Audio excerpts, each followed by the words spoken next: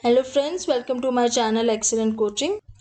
So when we are conducting a research, there are certain steps to be followed. What are those steps? These are given on your screen. First one is conceptualizing a problem. Second is collecting data.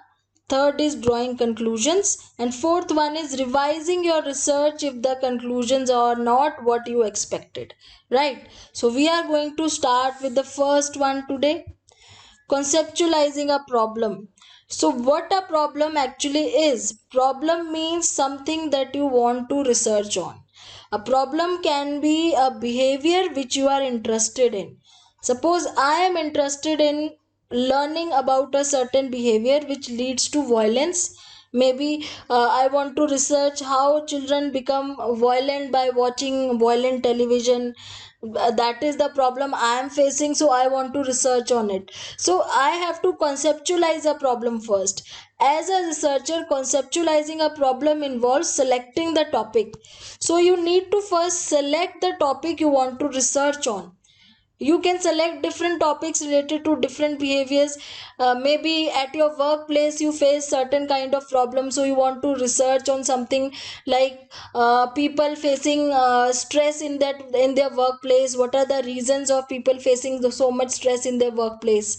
Or maybe something like what kind of reward makes people happy when they are working in a particular environment. So the type of reward may include, is it the salary reward, is it the appreciation, is it something else which causes people or motivates people to work harder. So you have to select a certain topic for which you are going to research on. It may be something good, it may be something bad.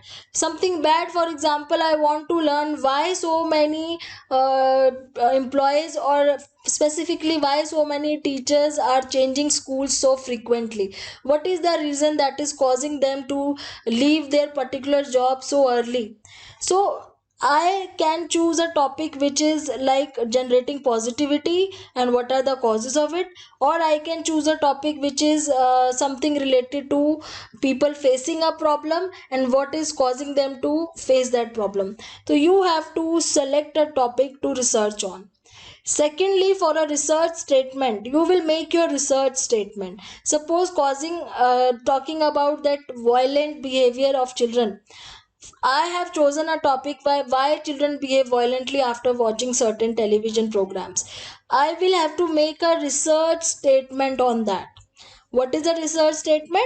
I will, for example, I have written here to study the relation between exposure to media and aggressive behavior. This is how you make a research statement.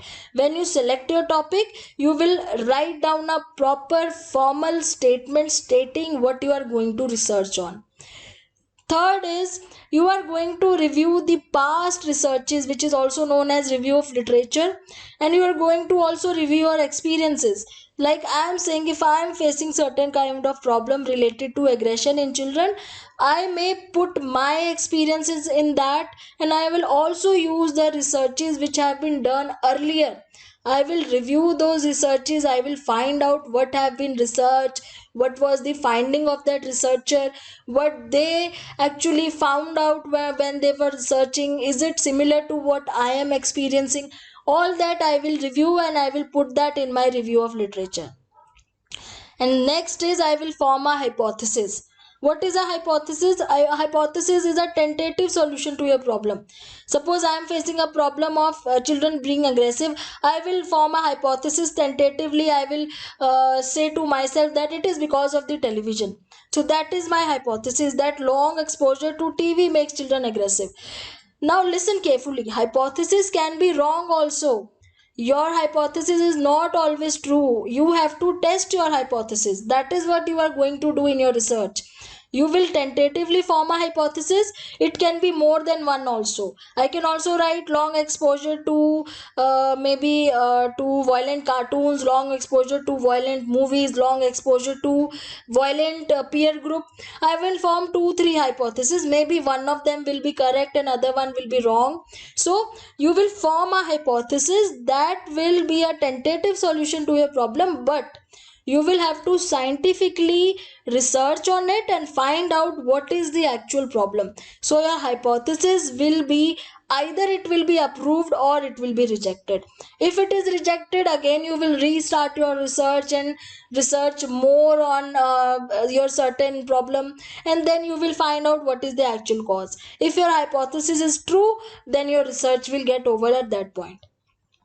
So hypothesis means you are just guessing what may be the reason of that problem, and you are forming it into a statement that my hypothesis is long exposure to TV makes children aggressive in nature, so I am going to research on that. That is hypothesis. It is tentative. Either it will be accepted by you through your research, or it will be rejected. Fine. So this was the first step in step of conducting research. I'll discuss next step in my next video. Thanks for watching.